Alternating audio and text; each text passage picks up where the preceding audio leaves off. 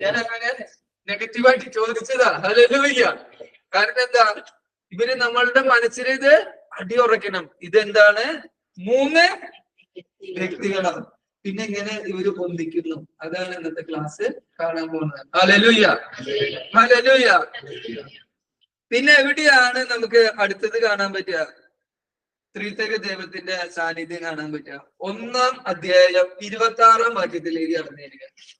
ഉൽപ്പത്തി പുസ്തകത്തിലെ 1-ാം അധ്യായം 26-ാം വാക്യത്തിലേക്ക്. വീണ്ടും അരുളി ചെയ്തു, നമുക്ക് നമ്മുടെ ഛായയിലും അവിടെ എന്താ പറയുന്നേ?